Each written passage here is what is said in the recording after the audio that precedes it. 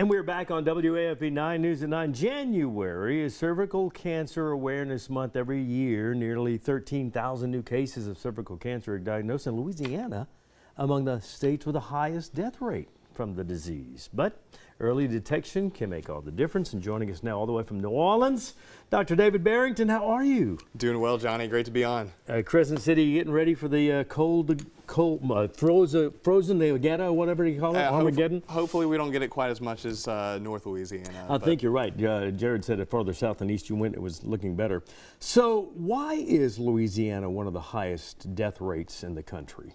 Well, with cervical cancer, Johnny, it's all about early detection and prevention. So cervical cancer is one of those cancers that we really have the opportunity to prevent it from ever occurring. Most cervical cancers are caused by the human papillomavirus, and effective HPV vaccines can prevent this virus from ever causing a persistent infection that could lead to cancer.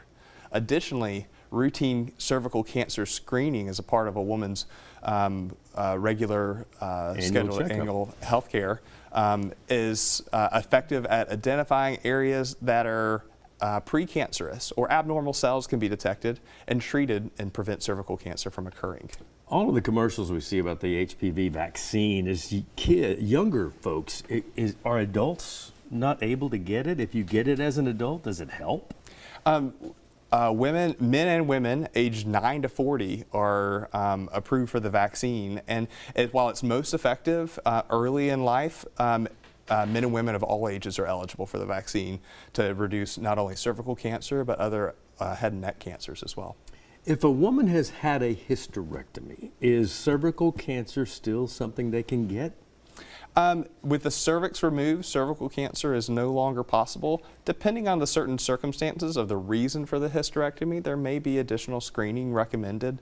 But in the majority of cases, if women have had a hysterectomy, then cervical cancer screening is no longer indicated. But of course, it's important to talk to your doctor about your specific situation. Is there a specific age limit where you no longer need to get your OBGYN annual checkup?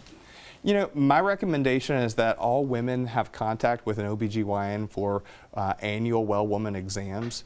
And usually for the vast majority of a woman's life, the cervical cancer screening is a part of that visit. It's not necessary every year. Many times cervical cancer screening can occur at somewhat larger intervals, but again, talk with your doctor about your specific situation, because women's age and medical history can play a part in how frequent screening needs to occur. What are some of the most common symptoms that a woman can kind of watch for and may need to go between annual visits? Yeah, so most of the time, early stage cervical cancer isn't associated with some significant symptoms. Some symptoms to be aware of are vaginal bleeding, particularly vaginal bleeding after sexual intercourse, abnormal discharge or pelvic pain or discomfort with sexual intercourse.